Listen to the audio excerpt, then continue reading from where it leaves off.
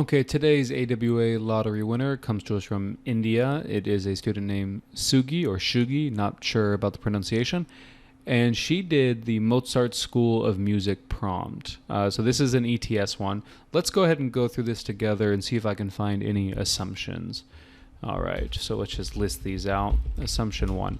The Mozart School of Music should obviously be the first choice of any music student aware of its reputation. Obviously, without a doubt.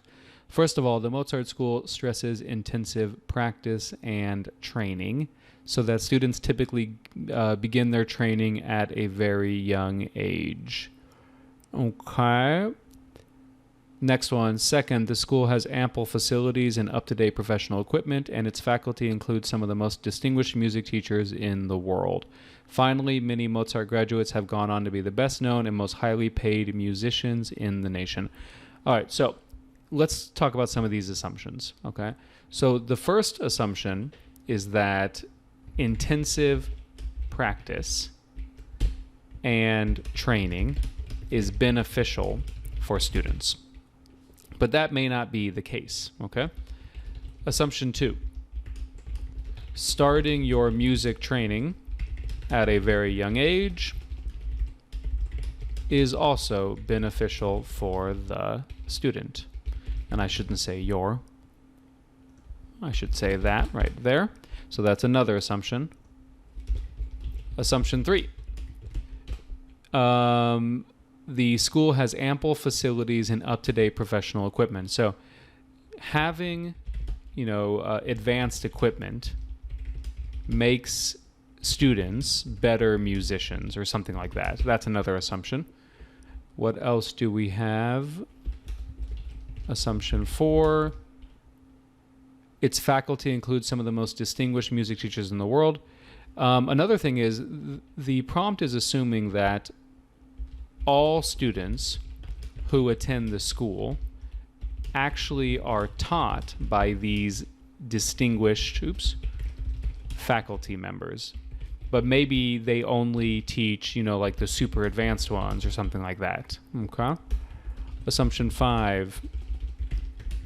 Finally, many Mozart graduates have gone on to be the best known and most highly paid musicians in the nation. So we have two assumptions here. So the first assumption is that the Mozart School is the reason why these musicians became well known and highly paid. And then the next assumption is this. A musician's, maybe let's say fame, or salary income is indicative of that musician's ability or something like that. And then, of course, I need to fix some of this grammar. So let's put an apostrophe right there. Go ahead and redo that order. Okay, so we only need 3 of these, right? We don't need all 6. All right, here we go. We shall begin. The information on the Mozart School, so we need a space there. This should not be capitalized. Of music's website, and website should not be capitalized, is very welcoming. Notice this reads like the author's opinion, which is not something you want in an argument essay. I don't want your opinion. Or I shouldn't say the author's opinion. This reads like Shugi's opinion. But I don't want her opinion in an argument essay. I want her opinion in an issue essay, not an argument essay. In an argument essay, I just want her to analyze the argument. Okay? The author has provided the information we might be looking for at the first stage when searching for a good school. It offers classes for all youngsters. That's spelled wrong. At all ages, has good teachers. Range is spelled wrong. Instruments. All these help to convince. I think she means all these reasons or factors help to convince the school is a good find for those who are looking to learn music. However, the information fails to incorporate few of the basic answers we seek for, after knowing about the school. So the main issue with this introduction is it does not adhere to the template, which is not always a bad thing, but in this case, it is a bad thing because much of this introduction reads like Shugi's commentary, which again is not something we want in an argument GRE essay. Firstly, there is no mention about the timings, whether they offer daily classes or weekly classes, and also the durations of the classes, whether it's going to be an hour session or more. So this sentence is just like a hodgepodge of various clauses and elements mashed together, causing it to be very difficult to read. So basically the syntax is a little bit off. These are the two most crucial things parents would look for since they need to adjust. So again, she's giving her commentary. How does she know this? So again, this is Shugi's commentary.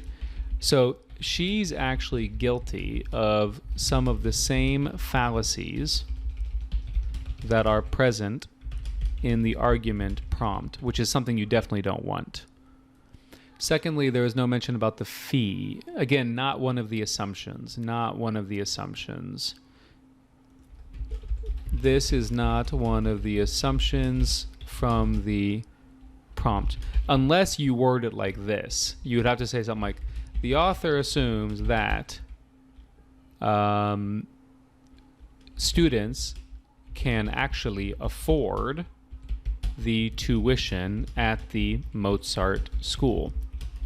Perhaps the fee to attend the school is exorbitantly high and caters, or exorbitantly high, costing approximately, I don't know, $500 per lesson.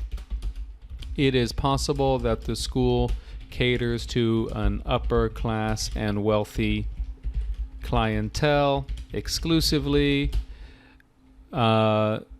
leading to many of the potential students being unable to attend the institution, something like that. So she might be on the right track here, but she just says this. There's no mention about the fee. She doesn't indicate that this is an assumption or anything like that. Even though it is imperative that they won't mention the actual rate. Why? There is no mention whether it is affordable or do they provide any scholarship for deserving students. Also, there is no audition to select the students. That's a run-on sentence, who are really interested to learn music but have no prior knowledge, spelled wrong. But for older kids who have already learned the basics and looking for how this audition would help them analyze their levels. And if they are providing, thirdly, the author mentions, but there is no clear as to how many have finished the courses, how many are renowned, well-paid musicians. It would also help if they had mentioned a few popular names who had studied there. Why? Why would that help? So to me, it just seems like Shugi is not exactly clear on what the task is in the GRE argument essay. Much of this essay is off topic. So that would be what I would rectify first. Lastly, there's no mention about student to faculty ratio. No one would like to enroll their child in an overly crowded school. So again, this is not bad, but she's not really phrasing it correctly. So you'd have to say, lastly, the author assumes that the learning conditions regarding the student to faculty ratio are desirable or are productive, something like that, are conducive to a productive learning environment. So she just has to kind of clean up some of this language. Therefore, the author needs to take into consideration the above mentioned points and add sufficient information to the above stated explanation so as to convince the readers the first time they visit the website. It is important to include the above reasoning so as to convince the reader that it's a good choice. So see, again, it's just a lot of commentary, a lot of personal commentary from Shugi, which is not what we want. So I'm going to give this a I think there's two possibilities: a 3.0, which I would consider the high end, or a combination of a 2 and a 3, resulting in a 2.5. I'm going to go with the 2.5, just because I think there's a lot of things that need to be fixed here in order for this to be a pretty good essay.